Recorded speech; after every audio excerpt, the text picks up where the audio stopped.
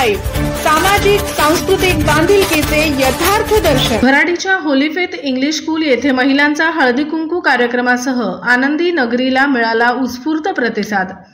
सिल्लोड तालुक्यातील भराडी येथील Holy faith English स्कूलच्या वतीने विविध नाविन्यपूर्ण उपक्रम राबविले जातात।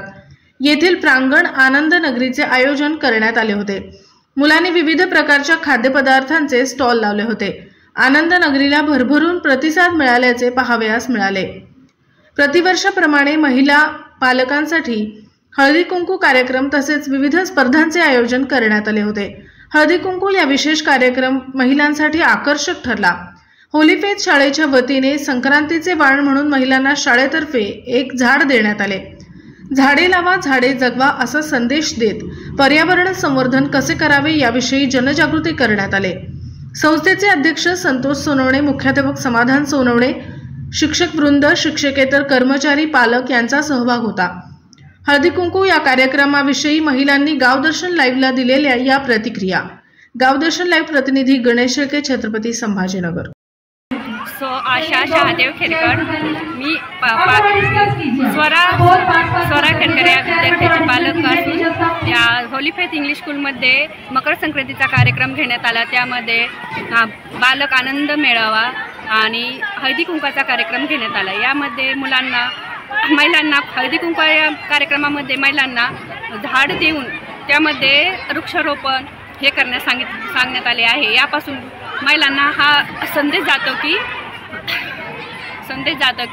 वृक्षारोपण संवर्धन पर्यावरणापासून आपण कसे संरक्षण करू शकतो आणि यासाठी हा संदेश देण्यात आला आहे। आणि बाल आनंद मेळाव्यामध्ये लहान मुलांना चलनीय वस्तू म्हणजे नाणी, नोटा यामध्ये कसे देवाणघेवाण केली जावी याविषयी माहिती देण्यात आलेली आहे। म्हणून हा होली फेथ इंग्लिश स्कूलमध्ये हा कार्यक्रम दरवर्षी घेण्यात येतो आणि या कार्यक्रमामध्ये आम्ही सर्वजण पालक म्हणून उपस्थित राहतो।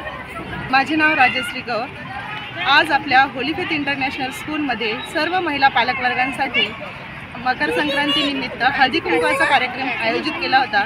तरी या कार्यक्रमासाठी सर्व महिला पालकवर्गाचा भरभरून असा उत्स्फूर्त प्रतिसाद लाभला। सर्व दररोजच्या कामातून रटाळवाने आपल्या रुटीनमधून सर्व महिलांनी वेळात वेळ काढून सर्व कार्यक्रमांमध्ये सहभागी होऊन या कार्यक्रमाचा आनंद घेतला।